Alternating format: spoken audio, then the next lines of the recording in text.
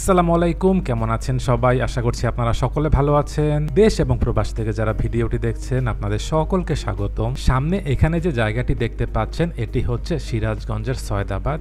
সামনে এটি হচ্ছে বঙ্গবন্ধু সেতু পশ্চিম রেলওয়ে স্টেশন। এটি ঠিক সামনে এই জায়গাতেই সোলার পার্ক হচ্ছে।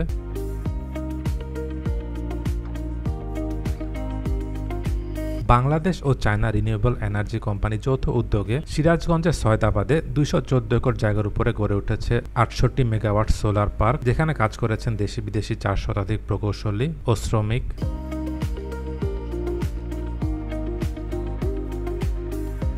এই সোলার পার্কটি যমুনা নদীর ধারেই প্রায় 27,000 পিলারের উপর সোলার প্যানেলের বসানোর কাজগুলো হয়ে গেছে।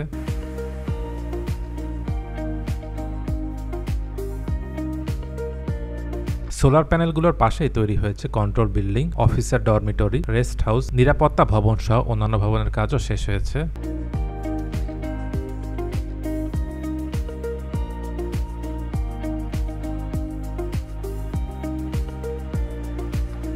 এই সোলার পার্ক প্রকল্পের যৌথ মালিকানায় রয়েছে north West power generation company limited, China national machinery import and export corporation.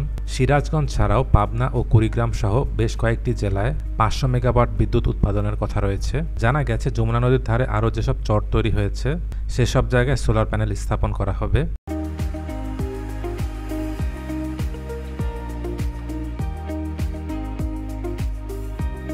এই ঈদে কম খরচে বেশি আনন্দ উপায়। এখন যে কোনো উপায় এজেন্ট থেকে 25,000 টাকা ক্যাশ আউটে ইনস্ট্যান্ট 25 টাকা ক্যাশব্যাক, যত খুশি ততবার।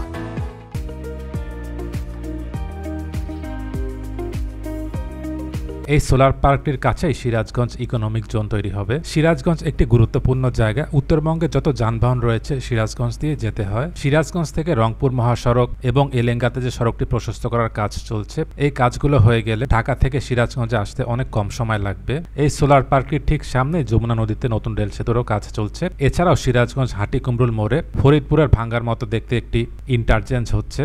রেল সেতু এবং ইন্টারচেঞ্জের একটি ভিডিও কিছুদিন আগে দিয়েছিলাম। যারা সেই ভিডিওটি দেখেননি সেই ভিডিওটির লিংক নিচে ডেসক্রিপশনে দিয়ে দিচ্ছি, আপনারা চাইলে দেখে নিতে পারেন। সামনেই যমুনা নদী, এটার একটু ডান পাশেই রেল সেতুর জন্য কাজ চলছে।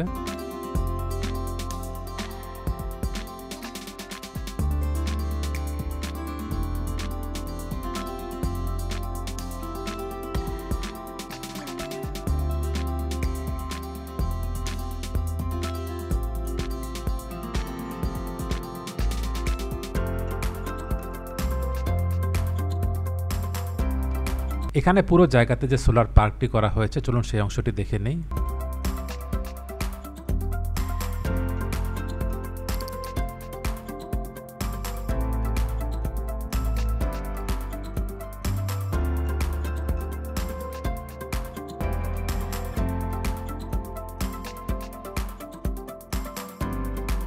এই ছিল আজকের ভিডিওটি। দেশ এবং প্রবাস থেকে যারা ভিডিওটি দেখলেন আপনাদের সকলকে অসংখ্য ধন্যবাদ।